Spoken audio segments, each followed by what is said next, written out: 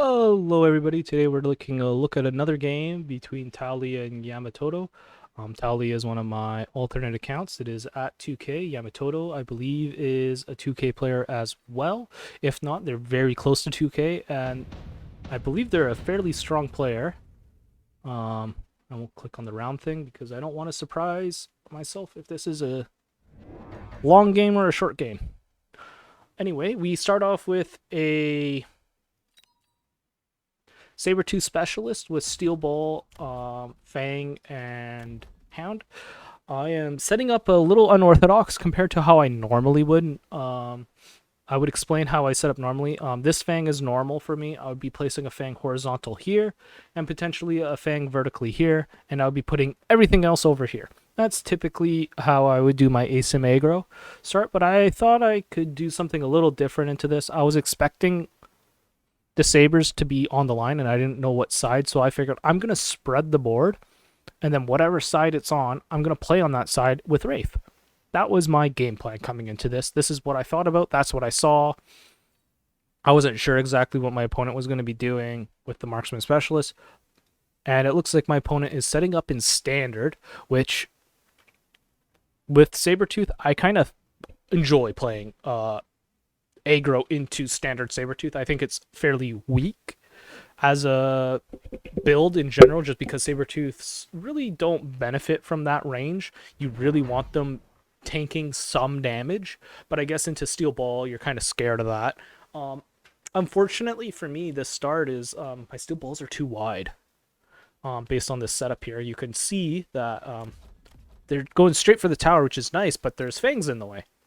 So you can imagine how this round's going to go for me. It's not going to go great, but just based on the setup alone, not efficient. I definitely need chaff clear on the side, whether it's crawlers or something else, even hounds, whatever. I just need something to chew through these fangs. I don't do it this game. Instead, my chaff ends up on the saber-tooths, and my saber-tooth killers end up on the chaff. Just very unfortunate positioning start, and I have to figure out how to transition out of this into something appropriate to help me win this board. So we start off with a relatively rough start. I think this is how many people end up losing to normal aggro Sabertooth with this kind of HP on the board. Both sabers alive kind of thing. Void Eye is good. Phantom Ray is probably the choice here. I know my opponent is Marksman Specialist, but I just need something in the air dealing a little bit of extra damage. And Void Eye isn't quick enough for me. Fire Badger, while being good, is more of a flanking unit. And I don't have any chaff that I need to clear at the moment. Simply put, Fire Badger will is good into Crawler, more so. Opponent does take the Fire Badger, a good choice. I think Fire Badger in general is an okay unit. It's much better in headbutt scenarios, but if it's in a headbutt, yeah, Fire Badger is good with certain units. Maybe that's the way I should put it. And it's very poor as a unit, as its own, on its own. It's very good at chaff clear with napalm, for sure, but it needs something to accompany it and support it because it's a very weak unit overall. Early in the game is very good. So I set up here, I end up pulling. The idea was to pull these crawlers so my steel balls go straight to the tower. Opponent places the fire badgers there, so my pull is probably not going to be as great as I thought it was going to be. Opponent even builds wider on the right side here with more fangs, pulling my balls even further to the right. Thankfully, this time, it looks like my steel balls might actually get a lock onto the saber and kill it, and we do. Very fortunate here. On the side here, we have our crawlers helping us get towards this tower, but it doesn't look like we're going to be focusing the tower, instead we're going to be hitting fangs just in front. Very unfortunate for us here. We do take down the marksman, but there are fangs on the board. They will clear out my last unit of the Phantom Ray this round. Opponent takes another win, even bigger win than last round with the HP on the board. But being early on, you can kind of sacrifice some damage. You can see some plans maybe unfolding in the sense that he's very weak on the flanks here in general, and he's very weak in front of his towers. So if I can get in there quickly, it's beneficial. We are Sabertooth specialists. Our Sabertooth does come down this turn. I'm thinking about putting it on the flank here and just kind of chewing through these fire badgers. I think I have second thoughts about it, and I think Sabertooth is kind of one of those units on my board that's just kind of slapped down somewhere, and I hope it does enough, and I hope it doesn't die. I hope it gets some levels, and we'll see if I decide to put more in. So I end up putting it back on the front line here, and I'm deciding on how I want to play out this game, because really, it's not looking pretty. There's no good answer on my board for what my opponent is doing. It's very difficult to play into it. I decide I don't know what I'm doing yet. I think Stormcallers are an okay choice here. I think they're more of a delay tactic, in the sense that I need to stop some bleeding. I need to figure out what I'm going to play here. I need to figure out what my opponent commits to. Opponent commits to the Fire Badgers with the Scorch. This is a big flag for me to start countering those units hard, because my opponent has committed to them. He's placed 3 now, or 2, with the 1 free unit drop, and then teched it. So he's put 600 value, 750 value on the field in Fire Badger. The unit drop was 150 cost because of the skip. It was 100 to pick up the level 2 Fire Badger. So 750 cost eco, even though, Fire Badger level 2 is 300 cost, but we're ignoring that eco math at least. So opponent is doing fairly well. Again, I think this turn even goes kind of even worse for me this time. Again, it seems like we're regressing with our build. But it seems like the Stormcallers are able to clean up enough of the board where that regression looks actually kind of positive at this point for us on the board. So it is one of those things where, like, well, if we kill enough, the Stormcallers might actually be able to win the rounds for us at this point. They do take out a marksman as well. So again, like, oh no, now he's just tickling us. So we have stemmed the bleeding somewhat, but we don't have any proper answer for our aggressiveness. Nano Repair, Advanced Power System, all these cards, every single one of them, very good cards. Just depends on what you prefer.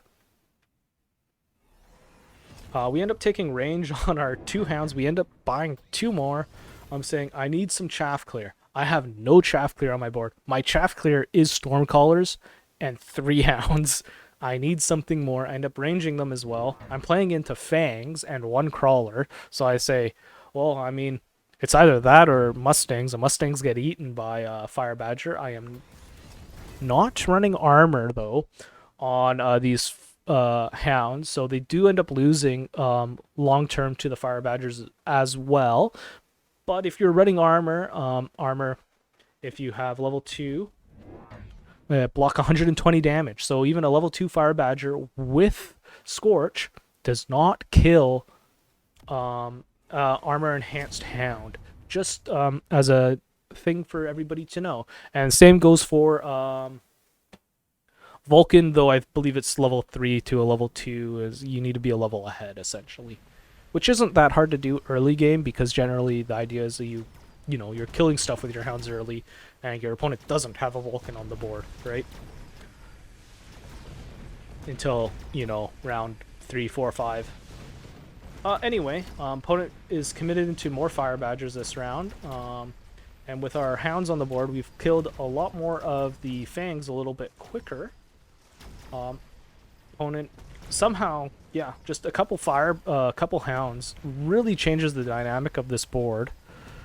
And it looks like we're actually, if we take out that Fire Badger, we're going to be winning this round, because the snipers are not going to do too well into the Stormcallers, and I still have 2 Fangs on the board, which is a bonus for damage at least. However much of a bonus that damage is. Ooh, minus 6/6. Minus 12 from the Fangs. Huge damage coming out. Anyway, now is the point where the board starts getting scary. Vulcan is offered, Scorpion is offered, Typhoon, and Rhino. We take the Typhoon. We're scared of the Scorpion. We're scared of the Vulcan. So we're kind of picking the Rhino as a counter to both of the, actually all three units that could potentially come out.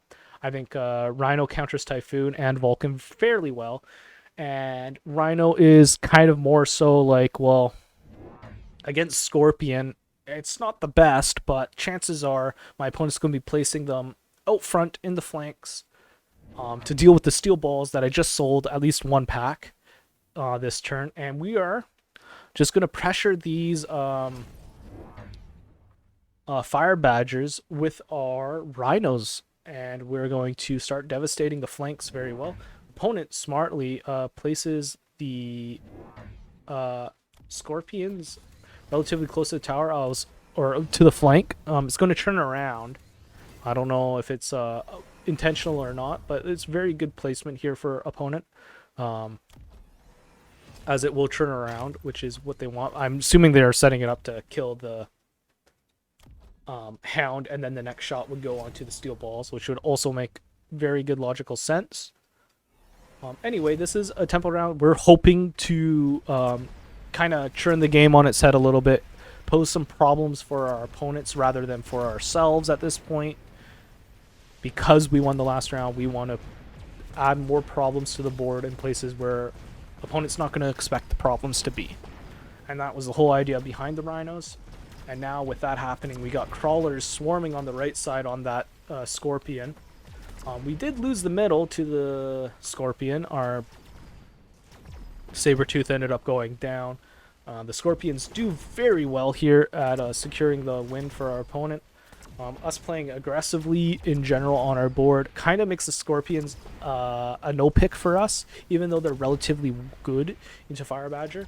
A good option for me at this point is, if my Chaff Clear is good enough, I could also go Raiden here. I could even go Abyss, I think, is sufficient, but as a Titan hater in general, I don't really like playing it. I think you could also play Mountain here if you really wanted to, or War Factory. I think all are good. Only thing that's value here is Incendiary, Barrier, and Nano Repair. Barrier is obviously only value if you're going for a giant. Opponent takes the Super Supply, so they're sacking around because they have relatively high HP. We end up picking Elite Recruiting 3 with additional deploy that we just picked up. Phoenixes, and we click Charge Shot on them. So we're really planning on turning on that tempo button and really pressuring our opponent. Opponent takes out Farseer instead of just building 2 more Scorpions in the back and clicks another tech on them. I think that's a questionable. Opponent did sell something there. I'm not sure what. But anyway, we will continue on with the cast. Opponent takes enhanced range as their other option here. So opponent has, what, is it 3 or 4 turns before Super Supply becomes valuable. So he has to hold on for 3 or 4 turns. Opponent was winning the board. Opponent is not winning the board anymore from the looks of it. Our Charge Shot Phoenixes and our Rhinos staying alive being huge, especially with the Nano Repair on the one Rhino. And we end up winning the board with most of our board intact, barring a couple units of chaff. We end up doing massive damage here, getting our opponent to sub 2k, which our opponent was able to do to us in 6 turns. We were able to do to them basically in 1. Rhino drop here. We take that because we have Rhino. Might as well drop another one on the board.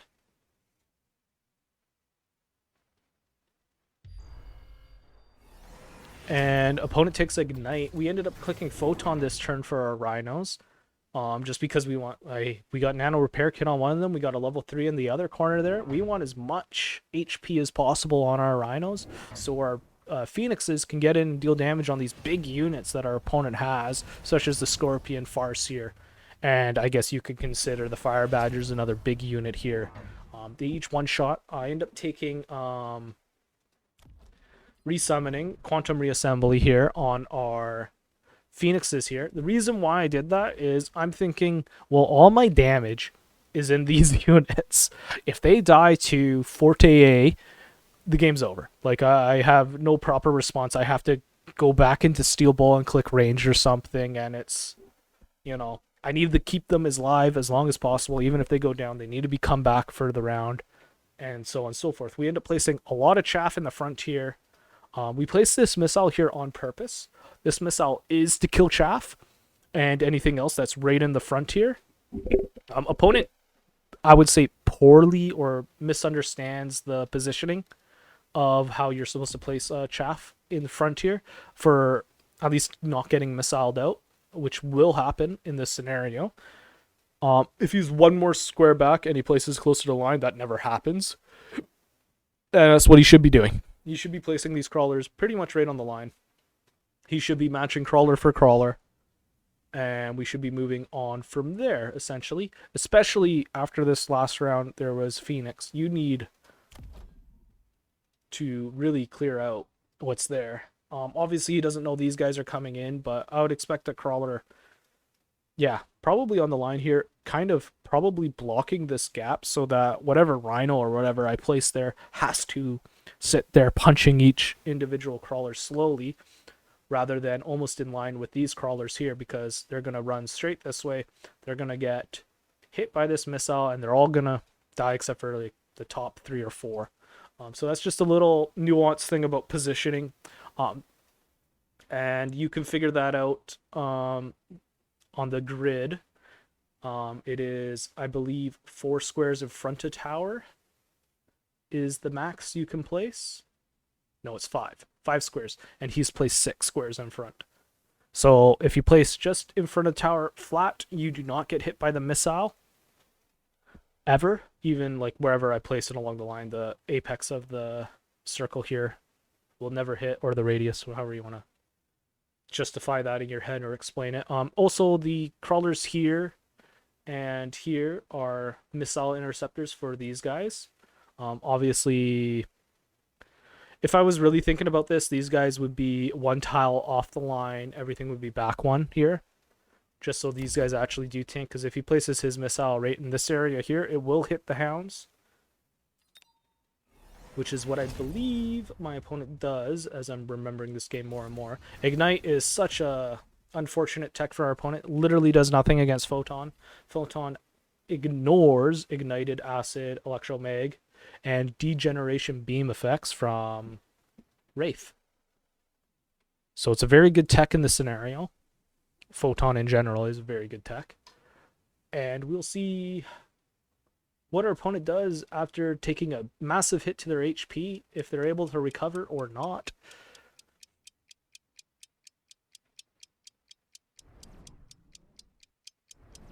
Opponent does place some crawlers in the back here to delay our Rhino. Opponent does kill both of our hounds here, which is kind of unfortunate. Does get the crawlers over here as well. Our Pheonix just chunking through. We ended up dropping our Rhino back here on the right. This is our strong side. And we are just punching through. And these Phoenixes, as soon as they get a lock-in tower, basically insta-kill it. 2 shots, 1 from each Pheonix. And we look like we're going to have enough HP to take another win of the round. And I think we win the game as well, with just so much of our board surviving somehow. Even though our opponent had a very good response, just the tempo of the Rhino is very hard to deal with, it seems, at the moment in the meta. At least for some players, even at the 2K level. Thanks for watching. I'll see you again next time.